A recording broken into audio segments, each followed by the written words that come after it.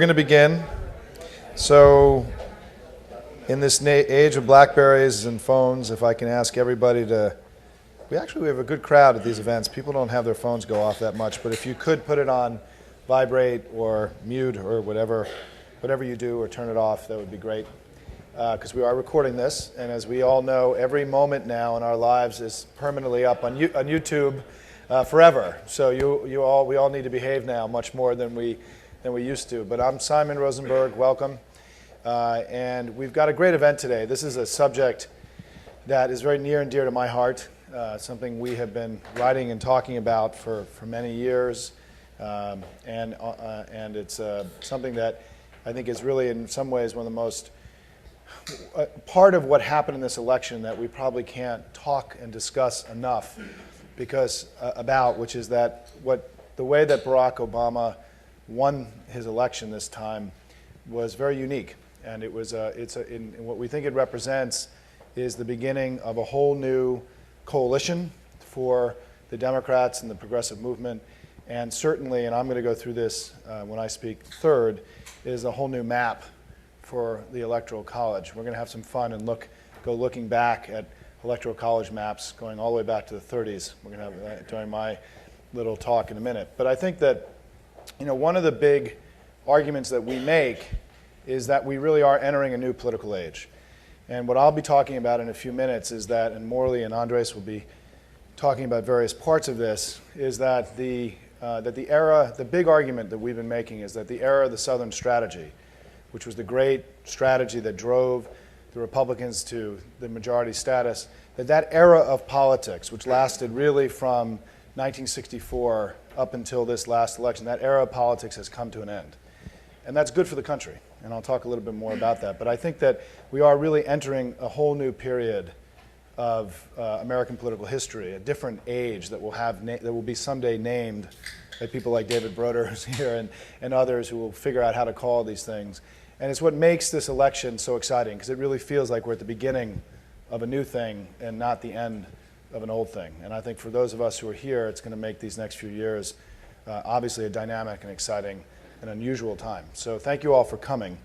And what we're going to do is we're going to hear from, it's Morley, Andres, right? Did I get that right? And then I'll go third, is that my two colleagues who are with us are both with NDN. Morley Winograd will be going first. For those of you who don't know Morley, he's an old friend of mine. We've known each other many, many years. He has been in politics and government for a long time. He served in the Clinton White House and is, most importantly, though, the author of what has been a critically acclaimed book called Millennial Makeover, which really did anticipate and predict much of what we saw in this past election.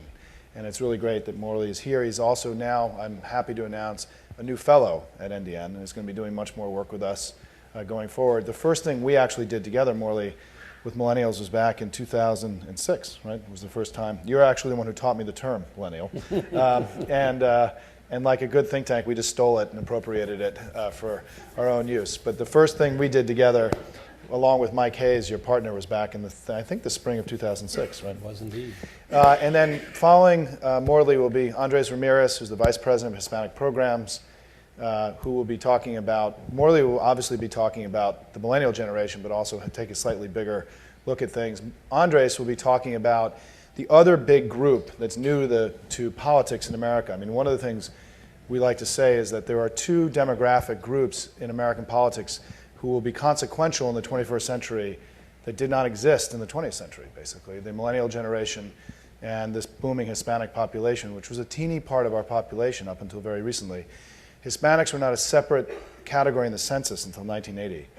And so their rise to power and influence is very recent. So these two groups, we argue, are new to the American political scene and will be dominant in the 21st century.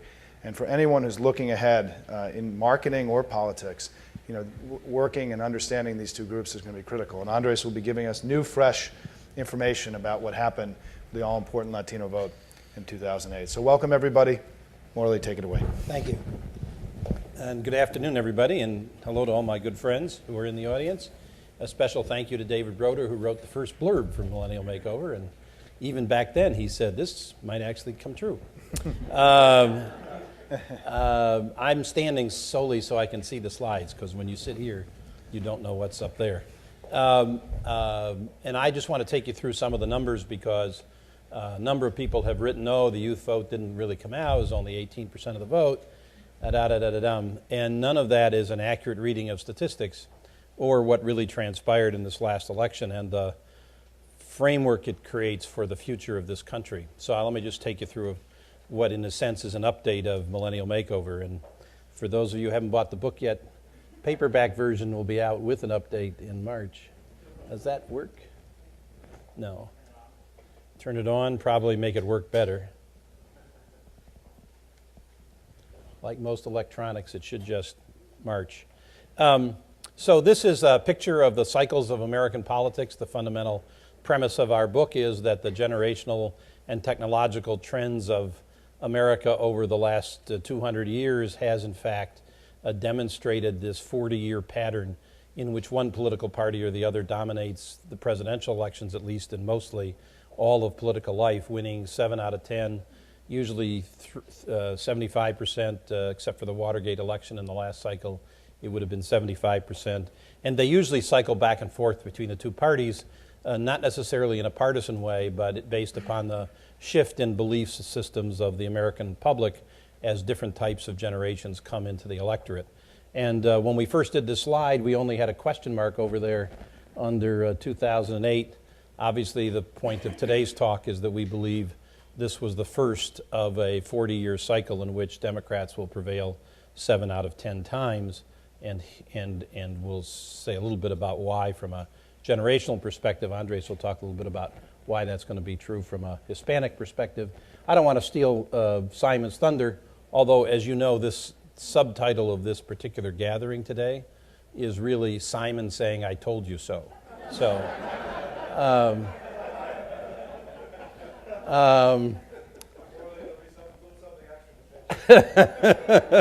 thank you.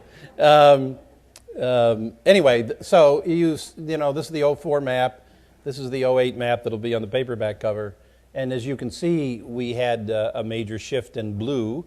But our point is that that is what happens in realigning elections. If you go back every 40 years, you'll see a dramatic shift in which states vote for whom. There's always a few states that are up for grabs and swing states, but in realigning elections, formerly deep red or deep blue, depending upon the election cycle, states shift their political allegiance because a new forces, and two new forces in this case, new forces enter the electorate. They use communication technology to be mobilized and to mobilize each other, and they change how people think, what people think politics should be about. The basic distinction we make is between ideological and civic-oriented perspectives, and yesterday on the Senate floor last night, you saw a ideologically driven party take a position against a set of folks who thought we ought to get something done. And that's usually the tension in a transition from ideological to civic life. For those of you who don't think that the millennials voted in the last election, this is youth turnout. Now, we have to be a little careful because millennials are really 26 and under, but unfortunately none of the exit polls break the numbers off at 26, so we get a few 27, 28, 29-year-old Gen Xers in this picture. Fortunately, that particular piece of that age group's not big enough or distinct enough to mess up the data too badly. So you'll see that that 08 continued to rise in millennial voter participation, now reaching 53% overall. I'll show you what it was in battleground states in terms of eligible turnout. And that sort of incline of participation has happened ever since 9/11. 9/11 was the event that motivated millennials to care about public life and civic and governmental activity. And it's rapidly approaching the point where it'll be the same as the rest of the generation, which is what happens in these time frames. And here I mentioned the battleground states. It was actually 59% voter turnout when millennials were marketed to, organized, talked to, encouraged to vote. That shows you that there's a potential there in another election or two where their numbers and the rest of the electorate will be the same. Some of this is because the technology of social networks, text messages on cell phones, even Twitter, has enabled people to be talked to at a very low cost, which was always one of the barriers to youth turnout efforts. being a very mobile and hard to reach population. Some of that is therefore technologically now possible, but it's also because of the civic attitudes of this generation. And in terms of whether that just was part of a general election in which everybody cared something about, well, realigning elections traditionally do have higher voter turnout, but in this particular case, 2/3 of the increase in voter turnout, we had that number of extra votes you could see on your numbers there, almost 9 million, and almost 6 million of it was attributable to the increased numbers from millennials. And this is the difference in just in absolute numbers, a little over 5.4, if my math is any good, 4.4 it looks like, increase in millennials 08 over 04. So this is the same age group, right?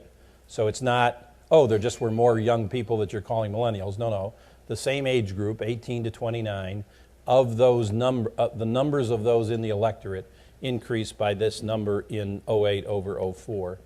And they sort of liked our candidate. Nobody has ever seen this number before. No generational age cohort has ever been this distinctively one-sided since people started tracking age group survey research. It might have happened in FDR days with the GI generation, but nobody has found any other historical records that suggest that one age group would vote 34% for one candidate in terms of margin. And it didn't happen in this year by any other age group. This is the vote of 08 by generation, Gen Xers, a slight preference for Obama, and then as the age groups get older, it moves to McCain, who carried the silent generation, his generation's vote, and no other.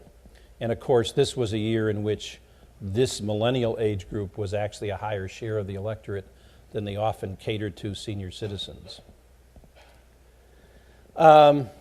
If you, again, it's rough because they were still counting the votes when we did the slides, but Obama had overall in the whole electorate, when you add up all those numbers, about a 7% electoral margin, and 80% of that percentage margin came from millennials. So without millennials, Obama would have won by about 1.5%. You would have all spent some fitful nights hoping that the thing came out right, instead of getting to celebrate nice and early. This is a commentary from the Republican, Pat Ruffini, who's one of the people in the Republican Party who's actively tracking the use of new media in politics. And his analysis of the millennial vote says these are the states that Obama would have lost without millennial voters. And you'll notice this is some of the realigning effect that took place in the last election. Andres will talk about the Hispanic influence in the West. But here you're looking at Ohio and Florida, and then those very formerly red states of Virginia and Indiana, all coming into the Democratic column. Indiana marginally, of course, very marginally, but none of it would have happened without this age group's arrival in the electorate. We continue to survey the folks who did the first one in 2006. We continue to survey millennial attitudes on partisan ID, because a lot of people say, okay, they did very well for Obama, but that doesn't realign the country unless, in fact, you have a partisan allegiance, and it's all about Obama and it's not about the Democrats. Well, that's also wrong. This is their current preference, 55 Dem, 30% Republican amongst millennials on just a generic basis, and it's almost not quite the margin Obama achieved, but damn near it. And this slide is wrong. That's not Obama and McCain numbers. That's the congressional vote for Democrats and Republicans. I couldn't get it fixed in time. So you can see that even at the congressional level, they voted a straight ticket. Well, that's also not a surprise in civic eras. Split ticket voting and anti-partisan behavior declines rapidly when ideological eras end, and straight ticket voting and party allegiance and partisan activity go up dramatically.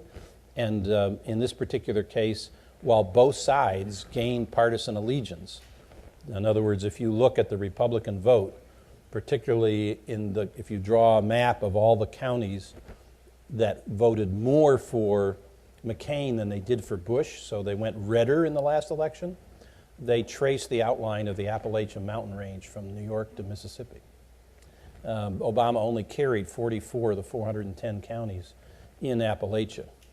But as they got redder, the rest of the country got bluer, and a lot more of the country got bluer, which is what Simon's going to talk about. Hopefully those numbers are of interest to you. Thank you.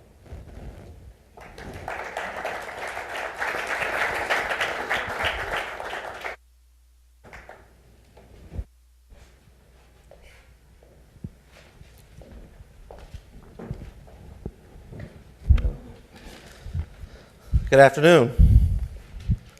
All right, we're good. So as Morley and Simon mentioned, I'm here to talk to you about Hispanics, Latinos, whichever is your preferable term.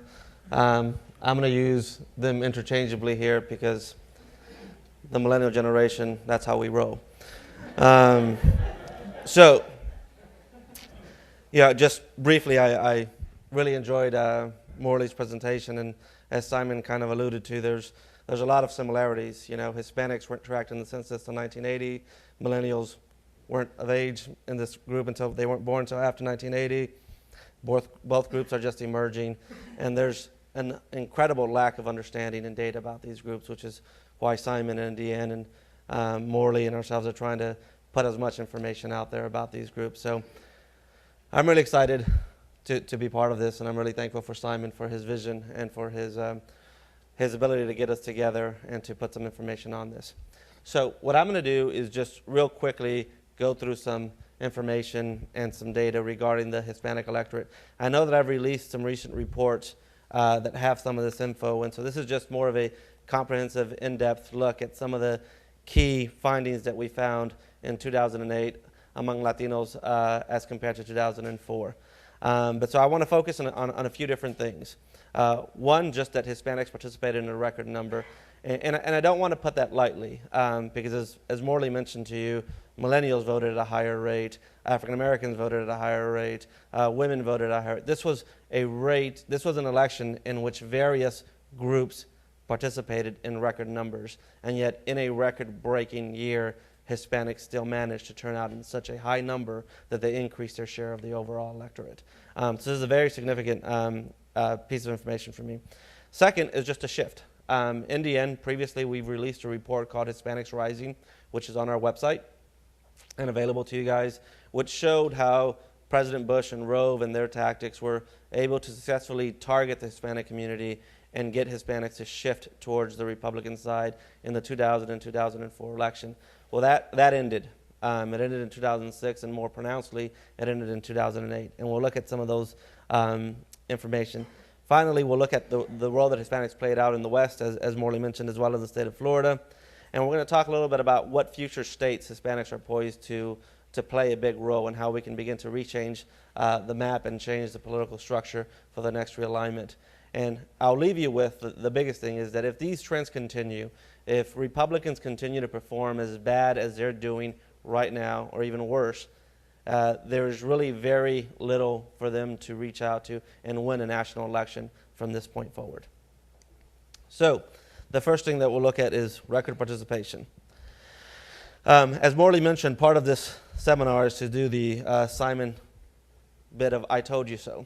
So back in May, Indiana, Simon and myself, we got together, we did some research, and we said that in 2008, if you look down at our little source disclaimer here, our Indian research, our 2008 estimate was that based on trends that there would be approximately 11.9 million Hispanics that vote in November 2008. And as Morley mentioned, not all the ballots are quite finished counted just yet. But if we look at where we are now, 11.7. So our estimates are, and Morley, I don't know, what we've heard is there's going to be a total of 132 million when all is done. And when you calculate that percentage when they reach 132 million, we will be at 11.88 million Hispanic voters, which I'm just going to very nonchalantly round up to 11.9. And so we can more pronouncedly say, we told you so. So this is just very important for us because as you're looking at numbers, as I go back to the previous slide, you see how it's increasing. There's a lot of misunderstanding, and a lot of people were predicting that 9.7 would be turnout for '08 and that would be record-breaking, when in fact Hispanics voted at 9.7 million in the 2004 election. What I will also cite is that all the sources that we're using are all based on the National Election Poll exit polls conducted by EMR, so that we're comparing apples to apples and we're not comparing different sources. So that's where we are. Now, very briefly, what we'll look now is just what that trend is. We'll see that Hispanics, when you look at the Hispanic vote, it's more women. So for the women in the group, good for you. It's also, which will please Mr. Winograd, a much younger population. 2/3, a little more than 2/3 of Hispanic voters are under the age of 45, which is the contrary for the total population. And again, and if you look at Hispanics age 18 to 29, the millennial, 34%. Our largest percentage of the electorate among Hispanics is the millennial generation. And if, well, give me 1 second. That's the next slide. And if they continue to perform the way they are, which we'll look at their shifts, you'll see that it's going to make it completely difficult for the Republicans to perform. But just in a little comparison, so what we want to see is, so here's what turnout happened. We'll look at total, how it changed, and in the 4 key states that NDN has been focusing on. We've been talking about Colorado, we've been talking about Florida, Nevada, and New Mexico, and the impact that Hispanic voters will have in these key states. And you will see, with the exception of Florida, which stayed about even, statistically insignificant if you really will consider it by most measures, every state that they looked at saw tremendous increases among Hispanic participation. Yeah, we saw Nevada move up from 10 to 15%, which is a 50% increase. Colorado moved up from 8 to 13, which is a more than a 60% increase in participation. We saw New Mexico, which has a significant Hispanic population, but move up from 32 to 41. I mean, there are significant shifts that we're seeing. And in the overall population, again, right now it's at 9%, but when they finish counting all the ballots, it's going to be at about 9.7, and I may just round it up to 10, just for fun. So as I said, so that's generically how the Hispanic vote. That's how they broke down. Much younger, much more female, all which demographics, as you see, are trending towards the Democratic election this cycle, this 2008, and that we're projecting for in future elections. So it's very important to look at that and how that compares to Hispanics. So now, what happened in the election? Now, what I'm going to do, again, because I mentioned that we mentioned apples to apples, and I know Simon's going to get mad at me over this, but we're going to look at total numbers for what were claimed by the National Election Poll. There were some disagreements. There's actually 2 sets of data that exist for 2004, but I'm going to use these numbers just for quick, and then we'll talk about some other stuff. So in 2004, George Bush, as you saw, run a much more competitive election against John Kerry among Hispanics. And I would actually take a different take and just say that John Kerry didn't actually compete for Hispanic votes, which enabled George Bush to perform much better in 2004. 2008, we saw a different story. We saw a candidate by the name of Barack Obama who decided to invest record sums into mobilizing and engaging the Hispanic community. Record sums that were thrown up there of over $20 million that he used to engage Hispanics. More than has ever been done. More was spent on Spanish language media by this candidate than any other candidate in history to engage this community. And we saw the incredible shift.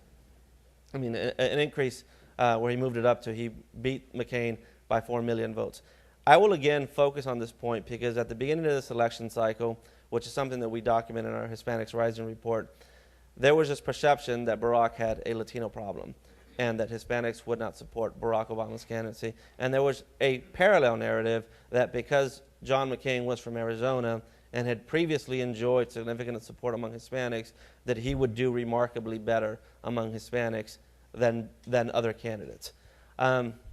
We at NDN repeatedly said that was not true, and there was just no data supporting or even justifying that. And as you will see when we get to the end of this presentation, that even in the state of Arizona, Barack Obama received more Hispanic votes than John McCain, even in his own home state during the general election. So it was just, for us, it's incredibly important, as Mike said, when a candidate actually invests in millennial generations, you're going to see a return on your investment. When we saw an investment among Hispanics, we saw an incredible return for that candidate and for our party.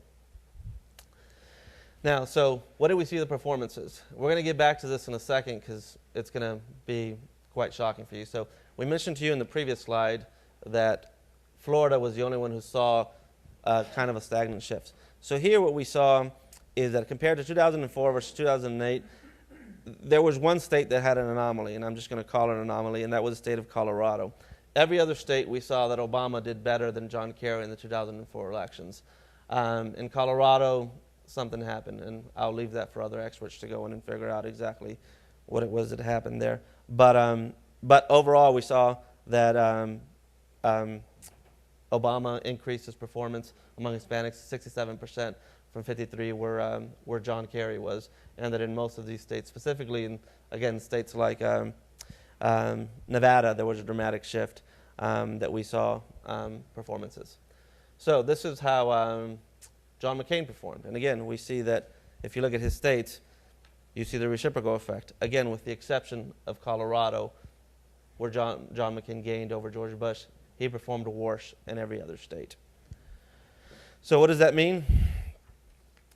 I mean, look at these shifts. We saw the percentages of victories for Obama in these states. There was a 27% shift in Florida, a 27% shift in the state that historically has a very conservative Hispanic-leaning electorate. We have one of those who voted for Obama, Joe Garcia, who's with us today, who helped contribute to this great shift. But it's just a remarkable shift, and you see that Florida and New Mexico parallel the national numbers, that overall there was a 27% shift among Hispanic voters from previous elections towards 2008 for the Democratic nominee. And again, I'm going to ignore Colorado. So we're going to look at other states. As we mentioned, we talked about some other states and where they're moving. For whatever reason, the powers that be at the campaign and in the Democratic Party chose not to compete for Arizona. Something about the nominee being from that state. I never bought into that argument. But here's where Hispanics are turning out in those states, in states that I think will be incredibly competitive in the future if Democrats continue to invest the way they did in Colorado, Nevada, New Mexico, Florida. If they begin to invest those resources in the same rates in Texas and Arizona, and we saw that in Virginia, that you're going to begin to see Hispanics play a much larger role in these states. Again, states like Indiana and Virginia, the Hispanic vote wasn't even measured just in 2004. And they're showing up in significant margins now. And if you begin to track these increases in percentages, it's foreseeable to see Virginia's Hispanic population be in double digits within 2 election cycles. So again, as they're trending, very positive news for the Democratic Party. Again, here's how Hispanics voted in those states. Again, even in states like Indiana, Pennsylvania, Texas, Virginia, and Arizona. States that are considered a little more conservative among the Hispanic population, and states where we're not competing and investing as much, we're still seeing that realignment and that shift towards the Democrats that we're seeing throughout the rest of the country. So again, these are very just states that I think in the future are going to move forward and are going to begin to impact the map where Hispanics will begin to play a role. And so lastly for me is just showing this little chart that I have up here. Which most of you may not be able to read from there. But it's just showing the votes of how we changed. We completely tracked every single state, how they voted, what the votes are from 04 to 08. This will be on the website. You'll be able to download it, so don't strain your eyes. But what we wanted to do, and again, just tracking that not every vote is counted yet, but we're at 11.7. The reason I show you this is because I want to mention just a couple of things. The largest population bases of Hispanic voters in the United States are based in states like California, states like Texas, states like New York, states that we didn't compete in this cycle. They weren't competitive. We don't compete in California because we assume we're going to win that state every cycle. We didn't compete in New York because we assume we're going to win it. And we didn't compete in Texas because we assumed we would lose it. But if you were to add up the votes of what that happened, I mean, you can actually see that in California, they had less turnout among Hispanics in 08 than in 04 because there was no competition in that state. If you look at New York, there was less performance in 08 than there was in 04. So even at 11.8, and when I fudge it to 11.9, that is still dramatically lower than what could have been reached by Hispanic voters had we actually been competing in multiple states. And I would argue that within the next election cycle, 2010 and 2012. And remember, Simon and I agree on this, that we consider 2010 a national election because it will determine what redistricting will look like. Every congressional district will be up for grabs, and it will be a very major election that you are going to see comparable turnouts and performances of this presidential election in an off year in 2010. And because you're going to see states like California and Texas and New York play a much larger role in turnout, and so you're going to see those numbers out there. But I wanted to make sure that I show you that because, again, we're reached 11.7 right now, which, again, I'm confident we'll get to 11.9. That was without help from the largest states with Hispanic voters. That was scraping up every last Hispanic voter we could from Nevada and New Mexico.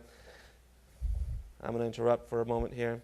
So we have Joe Garcia here, my immediate predecessor, and we have Maria Cardona, who's just showing us his immediate predecessor. So we have the entire founding group of NDN's Hispanic projects here. This is a great moment for me here. Yes, exactly. So we can say, beginning with Maria Cardona, advocating back in 2002, telling you this would eventually happen, Joe Garcia reiterating this, and then conning me into continuing the argument. We are here. We are here, and Simon's vision, again, is now a self-fulfilling prophecy, and it has worked. But, again, to me, it's just a very important number that we reach these turnout goals without the major Latino states participating. And once we engage those, you're going to begin to see a profound new participation. So, again, I'll just reiterate real briefly what we saw here. Incredible turnout, incredible participation among Hispanic voters in a record-breaking year, shifting in states that are critically important to the Republican Party. And if these trends continue, I just think it's virtually impossible for Republicans to win a national election at this rate. So thank you very much.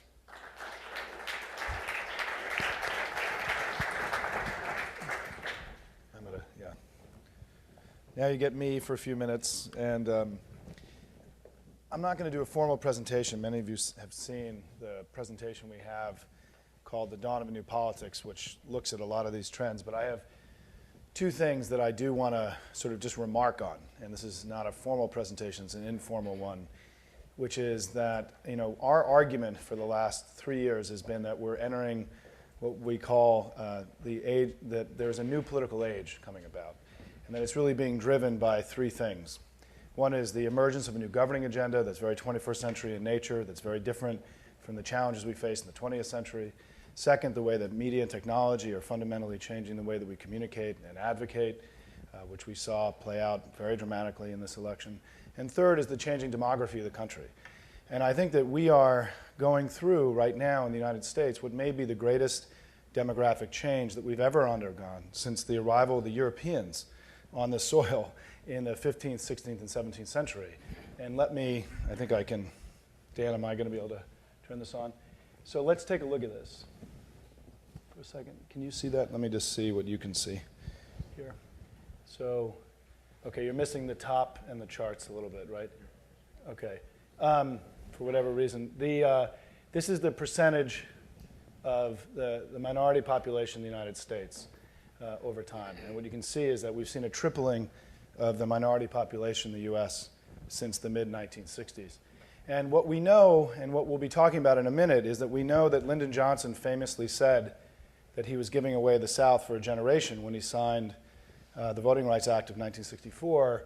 And we also know the Civil Rights Act came right after. But what we may not remember is that in 1965, the Immigration Act was passed, which changed the targets of who came into the United States away from the traditional targets of Europeans to Asians and Latin Americans. And it set us off on, and this may be one of the most significant pieces of legislation that nobody's ever heard of in our history, because it fundamentally changed who we are as a people in a way that we're only really beginning to see play out. And I think that these statistics, you know, where you see now, this is now, you can see this a little bit better, you know, starting from 1965, right, moving up. And then the census now, let's see if this actually works, is right. And we see that by 2042 now, not 2050, this is actually, we have to update this, that the country will become majority minority. And we are hurtling into this very rapidly. And what we saw, it was said earlier by Morley and Andres, is that, you know, you saw a huge increase in turnout and share in this electorate of African Americans, of Hispanics, of Asians, of women, right? And the electorate is really going through, was Obama essentially accelerated by the way they invested in their turnout operation and the vision and strategy that they executed. They accelerated the movement of American politics and voters into this 21st century electorate and election environment. And what's significant about this, I think, from a political standpoint, is that we all know that race has been central to all of our history, and that race has been, in America, for most of our history, a white-black, majority-minority, an exploitive relationship. Right? It was an overwhelming majority that exploited a very small minority, 10, 11% of the population.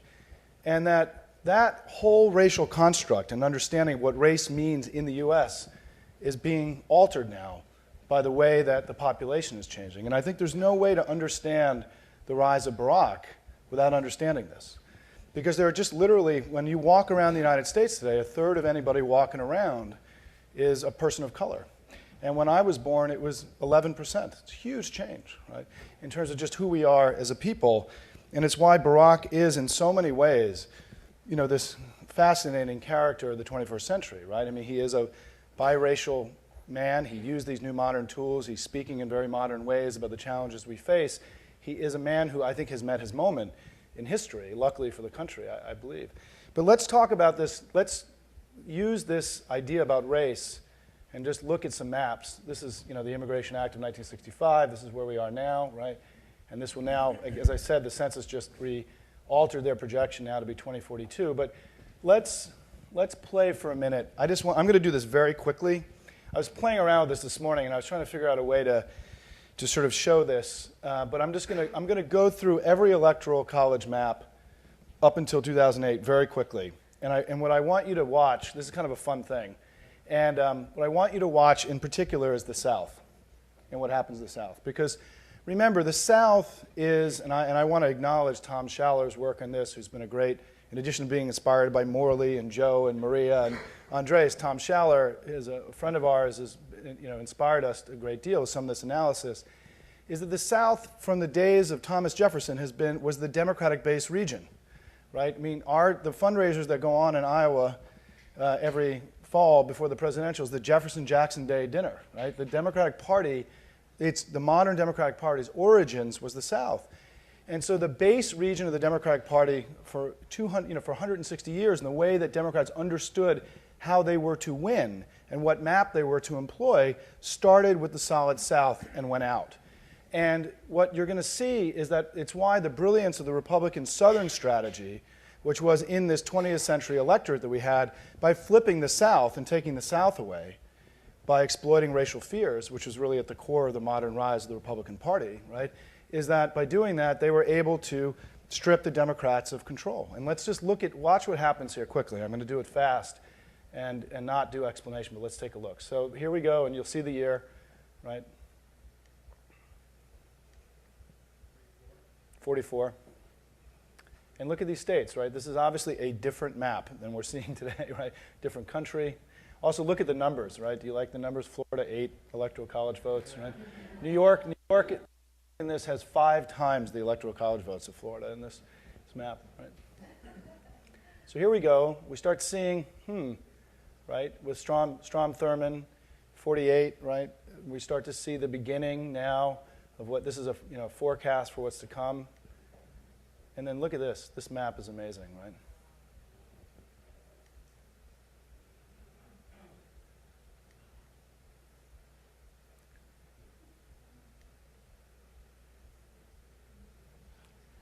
Now, what happened?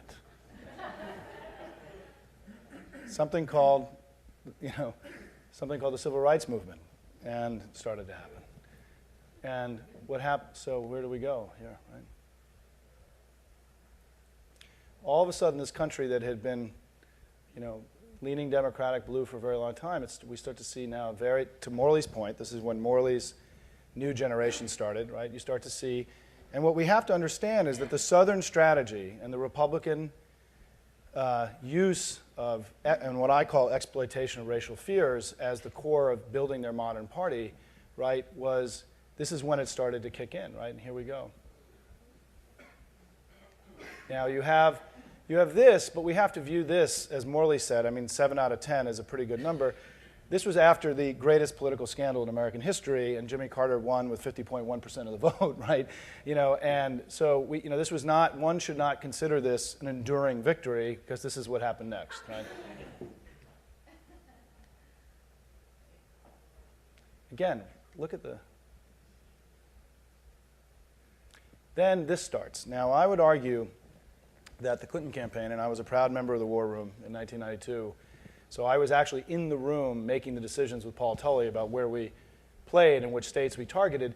This map now starts to look like, this is now sort of the new Democratic era, right? This is the Democrats starting to come out from underneath the Southern strategy and creating a response. And you see, and what's interesting is that starting in 1992, there are 17 states that Democrats have won in each of the last 5 elections, equaling 248 Electoral College votes.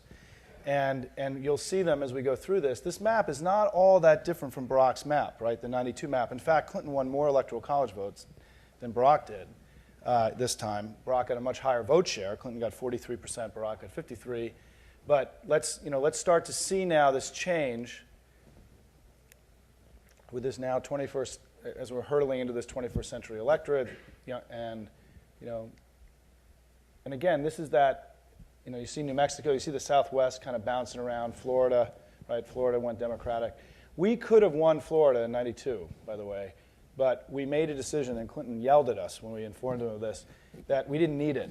And so we put our money and held in the 31 states, but we had polling data showing that we actually could have won Florida if we had invested money there, and we decided not to do it. I'm sorry to tell that story, Joe, by the way, for the Floridians. But so here we have 2000, right? 2004, and there were a lot of stories written about all that red, right?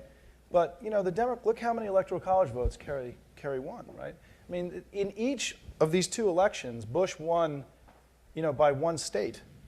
Regardless of what the numbers were on the vote, it was 1 state could have gone either way. These were not resounding victories, obviously, for President Bush.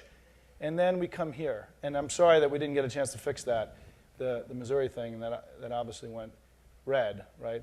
But the thing that I just want to remark on is that the Democratic Party today is a majority party in the Senate, the House, and the presidency, and did not carry the Solid South. That's never happened before in the history of the United States. There has never been a moment when the Democratic Party won a majority of the vote and a majority of the Electoral College and held a majority of Congress without it having won the Solid South. So this map you've never seen before. This is an unprecedented map in all of American history because the Democrats have come out the other end of the Southern strategy. The country is coming out the other end of the Southern strategy era. And if what the Southern strategy, and the reason why this is so important, I think, and why Barack himself is such a massive repudiation of the Southern strategy and who he is and his own racial background, is that what the Southern strategy was at its core, and you cannot understand anything about the Republican Party today other than, the most central and salient thing about the modern Republican Party is that their success came about by exploiting white fears of black people, right? That's what tax and spend was. That's what welfare queens were. You go through all this stuff. It was their entire domestic agenda is exploitation of racial fear, which is why I think their road back on a domestic front is a long one.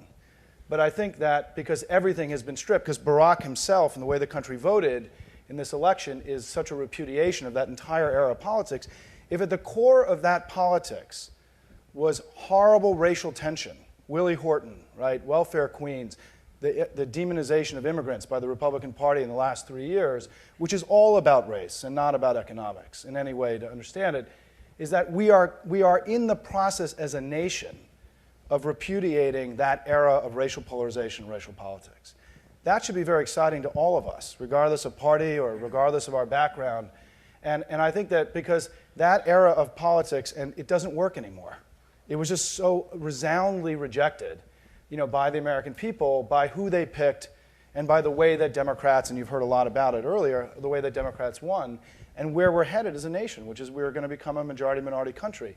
Do you know that in the primary in Texas, 52% of the vote was non-white? In California, 48% of the vote was non-white in the California primary. So the Democratic Party will be a majority-minority political party at some point in the next 10 years or so, 10, 15 years, depending on if Andres is correct, if there's money spent in California, Texas, and Florida, and in Illinois and in California at a national level.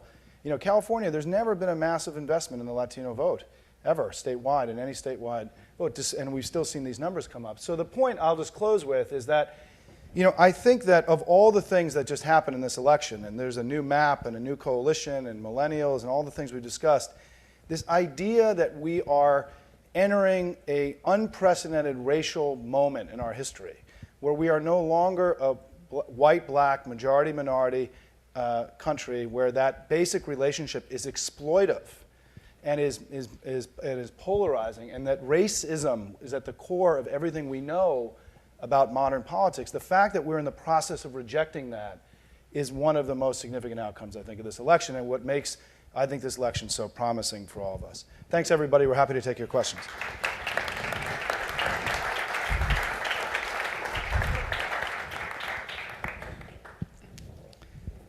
And should we go back? Quick forward one. Look at that. Good job, guys. Fire away, team. Who's got a question? Sam. Yeah, we need a mic. This is YouTube, Sam. So. Recorded for history. I'm curious about the message to the Latino voters in those places where you talked about the investment. Is this a message that is more specifically aimed at some particular interest of Latino voters? Is this an interest group message, or is this simply a message that's similar to what the message was to Democrats and voters in general? Well, yeah. Thanks. It was a combination of both. I think, again, one of the big misnomers about the Hispanic community is that the Hispanic agenda is an American agenda. The number one issue impacting Hispanics in this past election was the economy. It was healthcare, it was jobs, it was the environment and energy, which are the same issues that impact all Americans. However, there are nuances within those issues. The issue of the economy and how they address it was slightly nuanced towards Hispanics as opposed to other issues. The issues of education and how you deal with bilingual education and after-school programs is slightly more emphasized and slightly modified when you're reaching out to Hispanic communities as opposed to just your general education message that was delivered fully abroad. What we did see, which was unique, is that both the Obama and the McCain campaign did campaign in Hispanic-specific campaigns this cycle. Their majority of their initial messaging and advertisement, specifically from the McCain campaign, on Spanish language media focused almost exclusively on immigration. I would think it was his first 3 to 4 ads in the general election were attacking Obama on immigration. Those weren't ads you saw at all on English language media, and they weren't produced for the English language. Obviously, Joe will tell you that in Florida, they brought up the issue of Cuba and the embargo on Cuba, that it was an issue that was focused on Spanish language media that was not brought up on English language media. So there were some nuances, there were some variances, but overall the general theme, when you begin to look at all the ads they produced and what their platform was, it was generally consistent with what they fought for and what they were looking for their general outreach and their messaging. Can I add just one? Yeah. Yeah. Can you say that the immigration issue and the Cuba issue didn't work for the Republicans? Well, I can tell you that they in fact did not work for the Republicans. The attacks that McCain gave on Obama ended up backfiring on him. I mean, we saw that what the results were by performance of where Hispanics chose. But we also knew that McCain engaged in that because obviously his own internal polling were telling him that he was weak on those issues and that Obama was excelling in them, and he was trying to find a way to break down Obama's support. Which, as Simon will tell you, that immigration is not that toxic issue that people tell you about, that a candidate like Barack Obama, who very openly supported comprehensive immigration reform and publicized it and championed it, was able to champion that and still receive majority support from non-Hispanics as well as from the Hispanic community. Let me just say that the way the Republicans have handled the immigration issue has been one of the greatest political mistakes by a political party in our history. I mean, there can be no doubt. Until yesterday. Well, and that because up until yesterday, where did you grow up, Morley? Morley's from Michigan. I grew up in the formerly Republican Midwest. So, and the reason why is that, as Andres showed you, that the Hispanic vote, if we were having this meeting 4 years ago, what we would have told you, what Joe and Maria Cardona would have told you, is that, this was the fastest trending Republican group in the country. It had gone from 21% Republican in 1996 to 40% Republican in 2004. A huge shift, huge demographic shift. Bush and Rove doubled their market share with Latinos in just 2 elections. And it was a game-changing, we were out there running around sort of saying, this is a game-changing event. That all unraveled starting in the fall of 2005 when the Republican Party adopted a national strategy to demonize, originally it was undocumented, and then immigrants, and then all Hispanics. I mean, the ads that they ran in 2008 were against Hispanics. They weren't against immigrants. And so but this should not be surprising given Willie Horton, given the civil rights and everything that I just went through on the maps, is that the exploitation of racial fear has been the core offering of the Republican Party to the country for over 40 years. And they've just continued it now with a different racial group than they did with African Americans. And it is having the same catastrophic effect that it had with the African American communities, that Latinos get it, right? All the reporters in Washington saying John McCain is going to do great with Latino voters. Well, the problem is that John McCain changed his position on immigration during the campaign from being one of its greatest champions to having betrayed the same people that he was advocating for earlier and walked away from his own bill. He was asked in the national debates, do you support your bill? And he said no. I mean, he said on camera. And believe me, that video was played a lot in the Latino community. So I think that the lesson on this, as Andres said, is that what we're seeing, we already saw this movie, by the way. It's called California and Pete Wilson. And what we're seeing is, in essence, the Californialization of the entire national Hispanic electorate. And as Andres said, if these trend lines continue, if the Republicans are unable to break this 2-to-1 cycle with Latinos, they can't win presidential elections anymore. It is literally lights out, game over. And my prediction is that Texas will be a swing state in 2012 if the Democrats invest the money into it because of these underlying demographic trends that you're seeing. So this is a very different map. Millennials are changing it. The Hispanics, which are overwhelming, the millennial and Hispanic thing is part of the same story, by the way, because 20% of millennials have an immigrant parent. Right. So when you're attacking immigration, you're attacking 1 out of 5 millennials' parents. Yeah. They actually like their parents, so that's not a good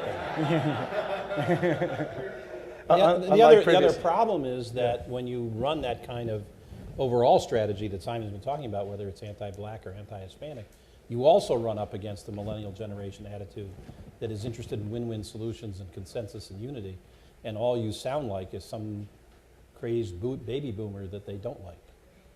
Yeah, I mean, there's a growing intolerance of intolerance in the United States. And I think we saw that in this election. The single most, the generation that was least liked Sarah Palin, and that you have to go a long way, but the one that least liked Sarah Palin were millennials.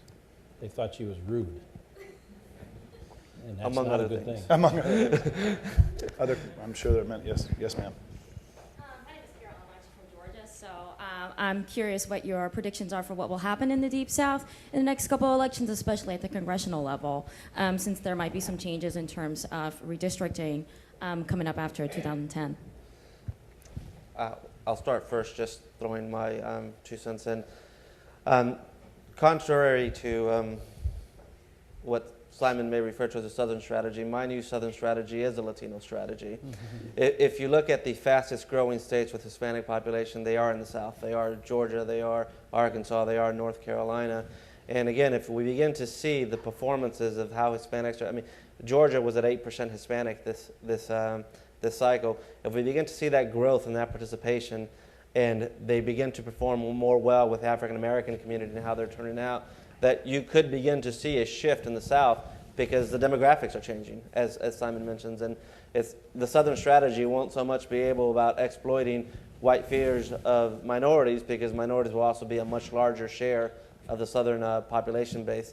that exists. So I just think as we see these trends continue, every single trend we're looking at on these issues just continues to be more problematic for the Republican Party in the South, in the West, in the Midwest, and pretty much anywhere you look. I mean, they've lost both coasts already, so it's just filling out the rest now for the Democratic Party. And I think that what we know about the South today is that it's gone from a base Democratic region to a Republican-leaning but competitive region. I mean, I think that's the most important point, is that it's not a base Republican region. It's now a competitive region, but it leans Republican. And what happened was that in the early days of the Southern strategy, the Democrats had, the map wasn't developed enough, the South, the Hispanic population, the millennials hadn't grown up enough for there to have been a new map. I mean, part of the reason the Southern strategy map doesn't work anymore is that it's an anachronism. It speaks to a different age, a different group of people who lived in the United States, a different set of racial and societal attitudes. And so I think that the South, the Democrats have done well in the South in Congress and have won elections there in recent years, and in the Senate as well. Not as many. I mean, the Senate is drying up, but a little bit. I mean, there aren't as many Southern senators, but I think that this is a competitive region now that leans Republican, and the Democrats can accept that. I mean, it was, look, we were so obsessed with winning back the South in 1992 that we put 2 Southerners on the ticket because we knew no other way. That's how we had won for 200 years. We didn't see that map, although Clinton ended up being a bridge literally to the 21st century politically, not just metaphorically, right? And because he started to anticipate the map that we're seeing today. Yep. Thanks. Yeah, I'm Eleanor LeCain from Washington, D.C. And 2 parts. Morley, weren't you the one who also has an I told you so moment? Weren't you the one who predicted there would be a candidate in 2008 who would ride the millennial wave and excite the youth? Yeah, but the publisher told us to take it out of the book. No. Yes, we did. And we're very delighted to say I told you so. But yes, we had all that. Congratulations. Thank you. My question is, given the scope of what the shift is here, can you also say how deep is that going to run? I mean, for example, right now we have a self-declared progressive president coming in with a Democratic majorities in the House and the Senate, but are they actually going to be able to make the changes needed to take on big oil and promote the clean, green economy? I mean, I look at the vote last night and watched the debate in the Senate and was horrified. Even with the new Senate, that bill would have gone down. It was a 52 to 35 vote. So is it deep enough that there's going to be support in the country that translates into real policy changes? Well, I believe so. I believe if people listen to the constituents that we were talking about today, that it will.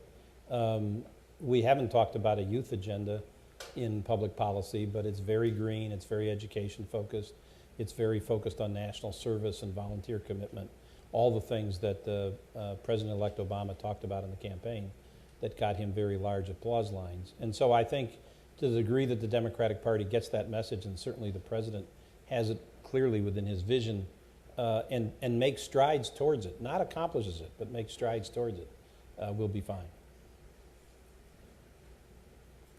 Maybe 2 more before we all go. We have a question right there. Yeah, go ahead, Ed. I agree with all the trends, but let me just raise one point, which is the size and dynamic that we saw. To some extent, a large extent, I think, is also attributable to a historically incompetent and arrogant presidency that made mistakes. And so I want to caution a little bit that we got a turbo boost in all these trends, and I'm just not sure, how you calculate that out of the numbers to see perhaps a more different trend lines, a little slower perhaps in rising. Well, Herbert Hoover wasn't a very good president either, and his performance certainly helped lock in the GI generation in support of FDR, but it didn't go away after FDR was no longer in office. And so that's the point earlier, that party loyalty, once established young, does not leave folks. And so this is our moment to do it right. Ed, just a quick thought is that, do you want to go? Well, I was just going to say that actually one thing doesn't apply to Bush as much among Hispanics. The Republican brand is more tarnished among Hispanics than Bush's numbers were in general. And McCain actually performed much worse than Bush. So although the incompetency of the presidency helped various other shifts, it didn't play an overwhelming factor in motivating Hispanics to vote for Obama. It was Obama's message on his own and McCain's incompetency at reaching out to them that really delivered Hispanics for that candidate. Look, I think, we're talking about sort of two different things, I think. One is that this is all clearly an opportunity, right? At the end of the day, the Democrats have to seize the opportunity, and Obama has begun that, and I think the Democrats are doing that, but nothing is, I'm perhaps not as, I see this more as an opportunity than an eventuality, right? Mm-hmm. And I think that certainly, if the economy continues to do bad and the Democrats don't have a cogent argument, 2010, I think we're going to see. Everyone says the most important election of our lifetime, right? But the 2010 is going to be a big deal because it is the redistricting election. It is a national election. And if the Democrats have a third consecutive strong showing, and if they buck the tide that usually happens with the midterm, not going so well after two very successful elections, you start to lock in this demographic stuff, right? Where is going to be all the congressional seats picked up, right? In the Southwest, in Florida, these fast-growing Hispanic areas, you can see a lot more Hispanic Congress people in the next decade. There's going to be big. This is a question of the acceleration and velocity of the change will be determined to some degree by what happens with the midterms and the redistricting that comes after. But the other thing is that, look, I think that the other thing we have to recognize is go to the other side, which is the Republican road back, right? And I think that they've become a modern version of William Jennings Bryan, right? And they're trying to stop progress. They are rejecting the racial realities that I went through. Right now in the Republican Congress, they have the entire minority representation, one-third of the people of the United States. There are 4 Cubans from Florida. There are no non-Cuban Hispanics and no African Americans in the entire Republican. There's now one Asian American. There's one Asian, right, Vietnamese, right. Second is that on terms of media and technology, their candidate did acknowledge he didn't use a computer, right? It was kind of an astonishing, which is even more astonishing given that he was the first guy to really use the internet effectively in a presidential campaign when he ran in 2000, right? Clearly from 2000 to 2008, he didn't decide to actually go turn on a computer to see what his campaign had done, right? And their inability to master these new tools, we have to recognize, Barack Obama outspent John McCain in the final several weeks of the election by 5-1 on television. 5-1. We've never seen that. And so this thing about the internet, it isn't about a bunch of bloggers drinking Red Bull, right? This is about, a nuclear weapon. This is nuclear weaponry against conventional weaponry being used by the Republicans. And the third thing is that, as Morley pointed out, from an ideological perspective, they're locked into an old argument about old ways and an old America that doesn't exist anymore. So I think not only do the Democrats have an opportunity, these trends are rolling our way, the 2 fastest growing parts of the American electorate are 2-1 Democratic and all that other stuff, which if you're a strategic planner is like happy day, right? But the other thing is the opposition seems, and I don't see, it's why there's so much obsession with Bobby Jindal right now, right? Is that where do you see the leader of this next Republican thing when you looked at those governors, for example? Because it's not going to come out of Congress, right? When you look at the governors that got together and you looked at that group, you didn't really see a future president in there when they met recently. And I think not only are the Democrats, have gotten they won 53-46, the largest electoral showing in 44 years, the Democratic Party, the second largest in the last 60 years, wind at the back of the Democratic Party.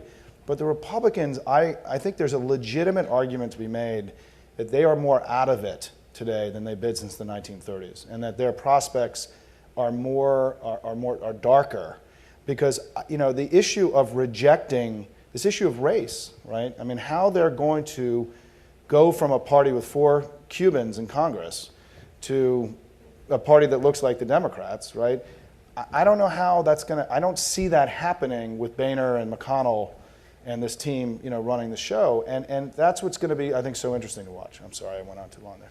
Joe, we love Cubans, of course. And it's just we have no issues with Cubans. It's a statement of fact. It's not. Yeah, we have one here. Yeah. Thanks for this. I'm a Virginia Democrat, and Virginia has seen since 2005 kind of a big change. We've won a governor. We've switched 2 Senate seats now, picked up 3 congressional seats. and there's a kind of a good story coming out of Virginia, moved along by both pieces of the coalition you're talking about. And I'm wondering if you have any comments about other states that might be on a similar track. Do you want to? Well, there's, I think the rest of the West is waiting for us. Not just the Hispanic West, but also the northern tier plain states, North Dakota, Montana, South Dakota, all have growing young populations as job opportunities shift. And so I think there's opportunity there. I think the Midwest is potentially gone for at least 2 more election cycles from the Republican Party reach. So I don't know how many more states you want, but I run out of places to go. Well, I do think that North Carolina was one of the, I mean, if you go back and if you had to look at what was the most likely states to flip, I didn't really believe the North Carolina thing until I never believed it was. Yeah. And I think that, that was, I mean, Virginia, everyone thought was possible. And I think the only person who thought Barack Obama and David Plouffe and David Axelrod, I think, thought North Carolina was possible, but there was tremendous skepticism about it. But look, it had very similar demographics as Virginia, right? I mean, John Edwards, remember, well, first of all, highly educated population. The upper end went for big black turnout, right? A lot of young people in the colleges and universities there, similar to Virginia. So very similar demographic profile. And that's part of why the Southern strategy is ending, in part because the South, the thing called the South that we knew as the South, is also changing. I mean, Florida is not a Southern state. I mean, it's the most racially diverse state in the country now, and or most racially complicated. I'm sorry, in terms of California is technically more diverse, but it's incredibly racially complex. And it's not a typical Southern state. So the South, as we knew it, is changing. Remember, John Edwards, one of the most interesting things to me about the whole election is that John Edwards, that little town that John Edwards always talked about that he grew up in, is 50% Latino now.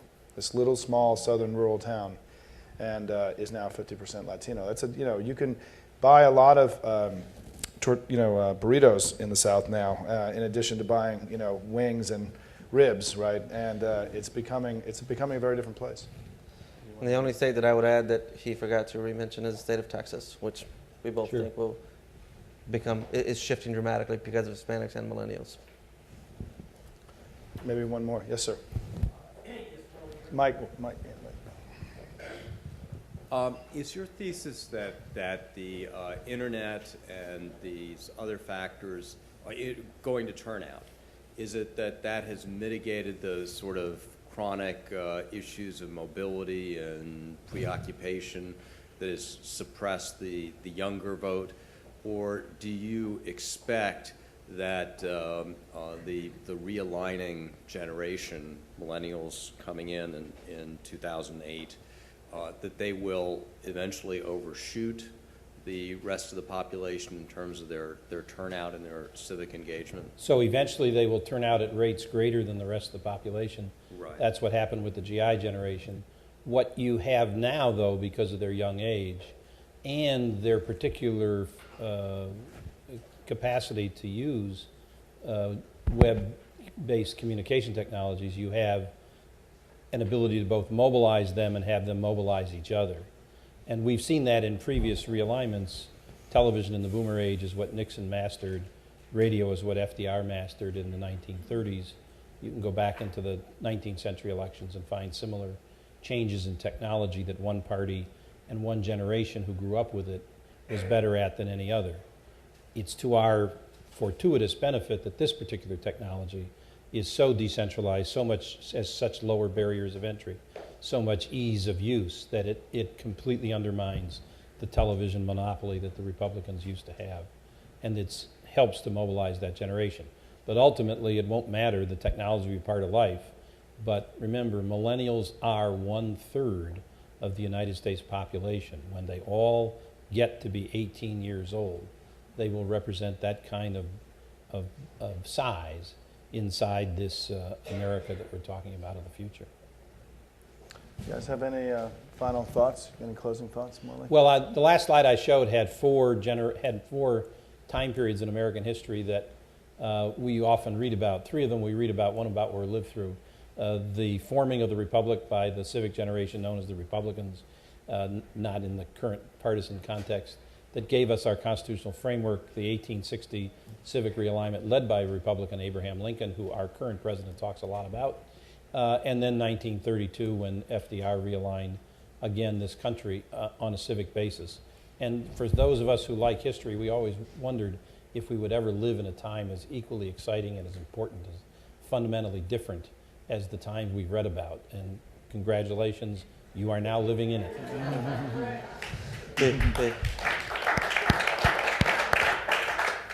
The only closing thought I would add, and it's more of a suggestion for our good friend Morley over there, is that the census is estimating that there are 50,000 Hispanics who are turning 18 every month right now. And so the future of the millennial generation will be speaking a lot more Spanish. And I know a great group that can help you reach out to the Hispanic community. They've done some remarkable work. And you're referring to who? I'm a fellow. He's a fellow. So, you know, the other thing to keep in mind, and I'll just, two final thoughts, is that one is that remember that the census is based on population, not citizenship. And that the decision on size of congressional districts and the Senate districts in the states is based. This is all based on population. And and in fact I had a Lou Dobbs has not been able to overturn that. Don't we want Lou Dobbs to run, everybody? I mean, I think that would be, it would end him, he would take him away forever from us. But, I had a member, a representative of the British embassy was here 2 days ago who said that he's been counted, he gets called for the census because he lives here, right? And he keeps always rejecting and saying, no, I'm a British national. And the Census Bureau keeps saying, it doesn't matter. Right. You live here now, so you have to, please fill out whatever thing. And he was sort of shocked, that that's how it works. So first of all, this question of what happens with undocumented, and certainly, our hope is that we pass comprehensive immigration reform next year. It's something we've worked very hard on. But whether or not they are voters, they will be counted in the census. And it will add significantly more congressional seats to the heavily Hispanic parts of the country. And what was interesting, and then the second thing is, I just want to end by thanking my two colleagues here, but also by saying that, I do think that, my entire adult life, I got into politics, and I had my first sort of political awakening where I decided to do this instead of the other things I could do with my life. When I was a freshman in college in 1981, right? I was my first 4 years in college were Reagan's first 4 years in office. And I have literally spent my entire adult life rebelling against that, right, in essence, and being angry about the ideological direction. Clearly, good democratic values were instilled in me by my parents, but I've been spending my entire life fighting against this conservative ascendancy. And I will tell you that it is amazing now, having looked back at this period in American history, that period of conservative ascendancy has come to an end, that we are entering a completely different age of politics, and whether Morley's right or all of us are right, we'll all find out. But that makes this time, I think, so exciting and so interesting. It's time for entrepreneurship and creativity and imagination again in our public and civic life in a way that I think will make what we all do here. I mean, we're all here, right? We've all self-selected to be part of this conversation. Those who will be watching this on the internet, that makes this moment, I think, particularly exciting. So thanks everybody very much for being here. We appreciate it. Thank you.